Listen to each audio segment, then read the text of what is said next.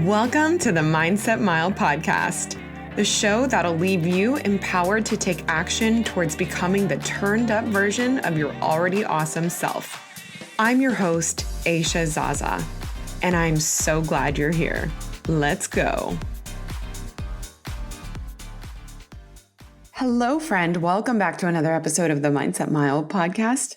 If you tuned into last week's episode about 3 ways to set your week up for success, you'll remember that I shared a quote by James Clear, who is the author of the book Atomic Habits.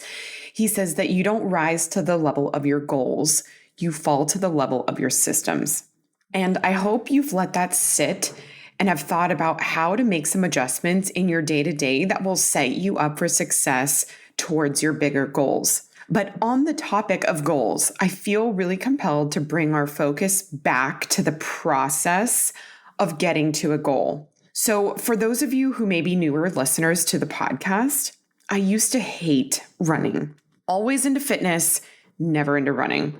I was actually just having this conversation this past weekend at one of my daughter's friends' birthday parties because one of the moms was asking me about running. And when I told her that it was something that I grew to love only in the last 6 years, she was like blown away because she feels like everyone that is a runner has just always been a runner and has always loved it, which is honestly how I felt about it too, I guess, which kept feeding my own belief that I was just never going to be a runner, because I didn't like it or I hadn't gotten into it or hadn't gotten good at it by then. So if you feel similarly, then I'm happy to be an example of how really it can change on a dime.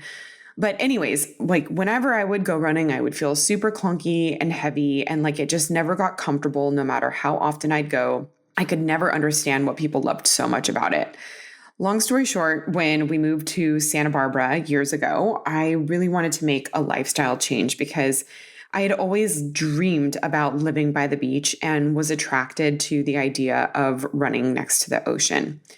In my head, I always thought that in order to be a runner or to make a run worth it, and I'm doing air quotes when I say worth it, I needed to run 5 miles, which was so dumb because I was lucky if I could even suffer through 5 miles, let alone do that consistently.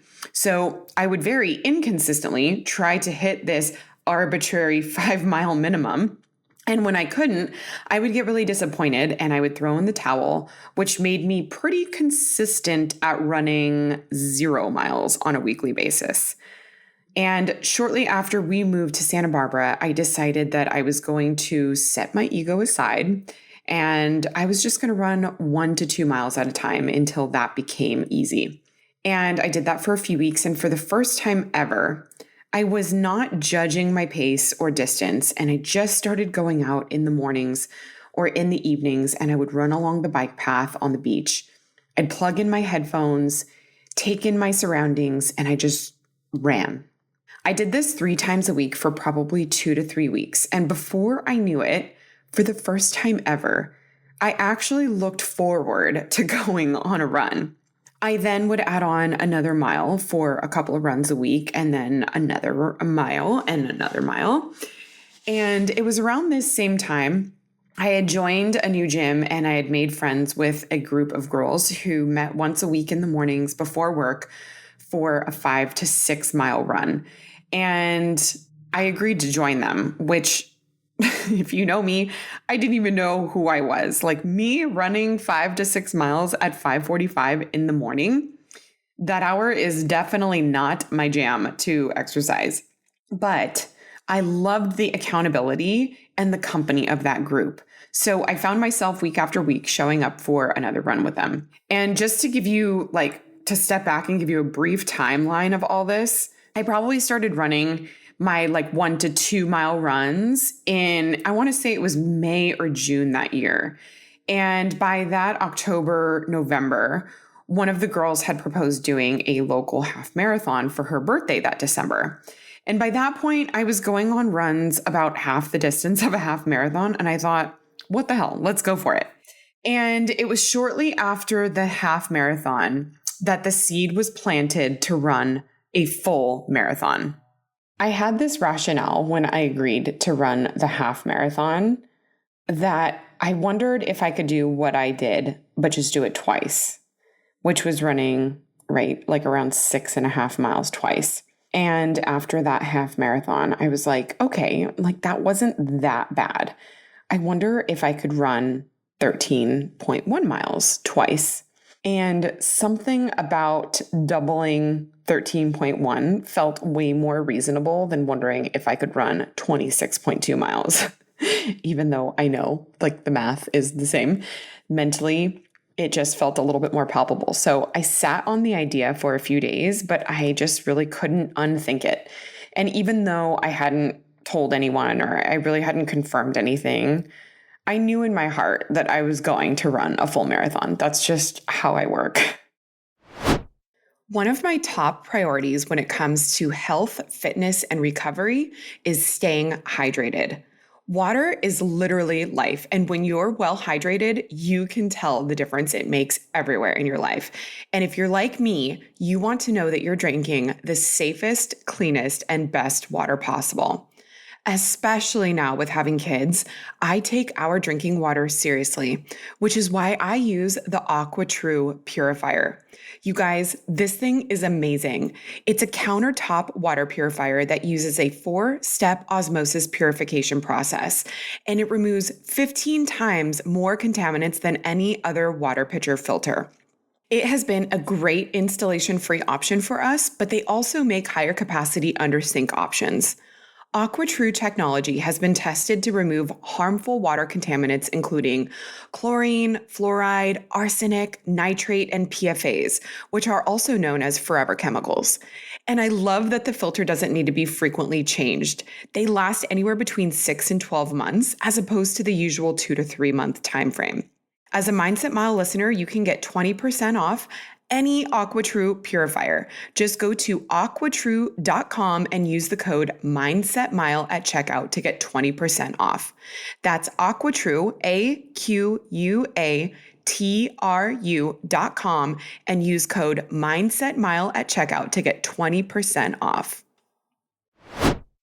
So I pulled the trigger and I registered for the LA Marathon a day or two later, and I began training right away. And from where I was starting, it really did feel like kind of an impossible feat. But I decided I would take it one day, one run, and 1 mile at a time. I promised myself that I would stick to the training plan no matter what. And I did just that. It didn't matter if I was out of town, if it was raining, if I was tired, if I didn't feel like it. I went on every run I was supposed to go for 12 weeks. And in those 12 weeks, something magical happened. I found myself falling in love with every dynamic about training. I loved the structure it gave to my week and knowing exactly what I was going to do when. I loved getting into the zone and letting my mind wander on my long runs. Like I'd envision the race and what it would be like to cross the finish line every time. It gave me time to think creatively and about what I wanted to attract into my life and into my business. I even loved when I wasn't feeling like running because I'd go anyway. And every single time I was proved again that the hardest part is truly just getting started. And it is usually a mental block because I always felt so good after. And I even loved sharing about the journey and my runs on social media. But mostly, I loved who I was becoming. Even though what I was doing felt hard every day, I felt confident. I trusted my ability to see it through, even though I was heading into uncharted waters. It made me feel, in a way, optimistic and hopeful. And I was able to see the good, or I should say more of the good in situations and people, or give the benefit of the doubt where I otherwise maybe would have lacked some patience. I just felt like my capacity for good things and having a tolerance for more just grew. I felt coachable and open to learning how I could be a better version of myself in different capacities outside of running. And if you would have asked me what I was looking forward to about running my first marathon, I never would have known that I could or would be saying those things about running a marathon. I'm so glad that I committed to that event and that I saw it through from start to finish, because by the time I got to the race, the actual marathon itself felt like it was the cherry on top. The cake was the process and who I became during it. So you might not be running a race, but there's probably something in your life you're doing on autopilot or giving resistance to, or maybe something you want to do that you're scared to commit to. And I want to nudge you to go all in on it. Go all in. It's going to be hard and you're going to be unmotivated sometimes, but find a way to get through it, even if it's slow, because what you will learn about yourself and the world by going through it is what's going to make you so rich. Stop focusing so much on results. Wanting to rush to results is literally ruining our stamina and grit to withstand anything difficult as a society. Get back to focusing on putting one foot in front of the other and live your way into results, even when you don't see them showing up on the day-to-day. There's a really high probability that if you can learn to love the process, you are going to really love your results.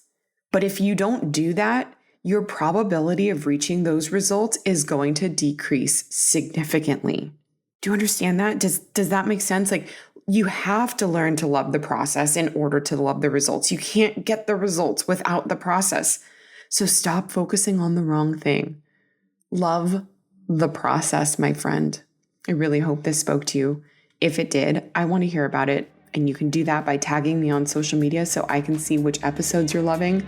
I cannot wait to see you next week. And until then, make it a great day.